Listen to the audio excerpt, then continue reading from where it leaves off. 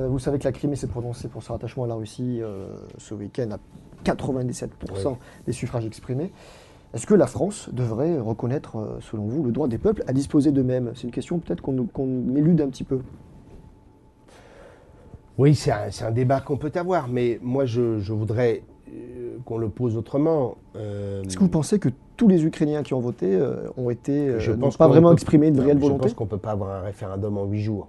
Voilà, il y a quand même un problème de procédure démocratique. C'est pas dans un pays occupé qu'on décide de faire un référendum. Le droit à l'autodétermination des peuples, c'est avec des peuples, qui peuvent s'exprimer après un échange, un débat. Les Écossais, ils s'expriment après un débat. Voilà. Ça se fait pas en 8 jours. Bon. Et ça ne se fait pas dans ces conditions-là, dans un pays qui est en crise. Donc, premier point. Donc, moi, je conteste l'idée qu'à 97%, on puisse avoir un vote alors que l'armée russe est dans les rues, quoi. Enfin, Très bien. pousse un peu le trait, mais c'est ça. Bon.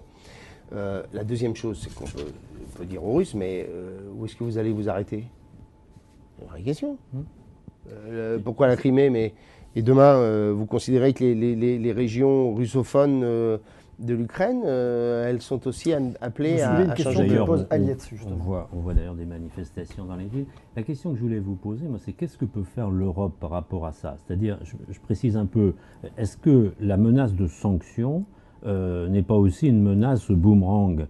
On est engagé économiquement en Ah oui. Russie, on a nos banques, on a Renault, on a tout un tas de Oui, on a grands le gaz. groupes français, le gaz. Il y a des possibilités de rétorsion importantes. L'Allemagne a 300 000 salariés à peu près qui dépendent des marchés avec la Russie.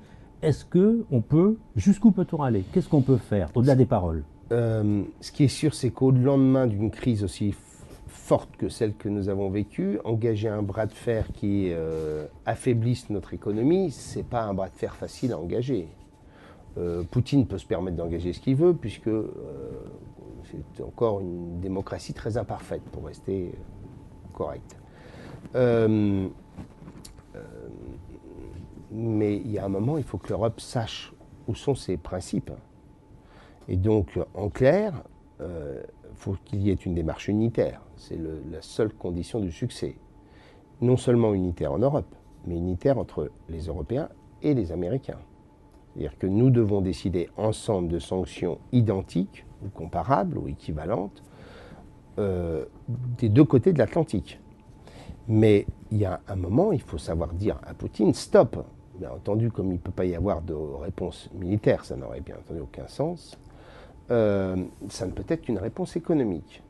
Et la réponse économique, c'est de dire aux Russes, voilà, il y a des choses qui sont inacceptables et le politique l'emporte sur l'économie. La réaction Mais du on fait gouvernement quoi? français Mais concrètement, on fait quoi? Concrètement, on prend des mesures sur les avoirs bancaires, non pas simplement de quelques oligarques, mais plus globalement. On rompt un certain nombre de relations commerciales.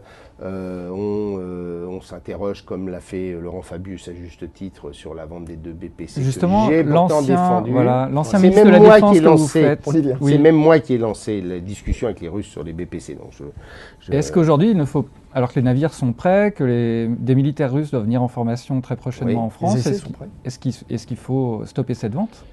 Je dis que la France ne peut pas se retrouver seule. On a déjà été assez seul ces derniers temps sur un certain nombre de dossiers internationaux pour ne pas se retrouver seul une nouvelle fois. Mais je dis Allemands, Anglais, Français et autres Européens, mais au moins pour ces trois-là, il doit y avoir des démarches communes qui intègrent des sanctions économiques lourdes, des sanctions sur un certain nombre d'échanges et de contrats en cours, pour nous les plus symboliques étant bien sûr les deux BPC. Donc il ne faut pas livrer Je dis ces que pour navires. l'instant, la question doit être abordée, mais elle doit être abordée en commun. Il ne s'agit pas qu'on se retrouve, qu'on parte sabre au clair et qu'on se retrouve seul, comme on a pu se retrouver seul sur un certain nombre d'affaires internationales ou de crises comme nous l'avons vécu avec la Syrie.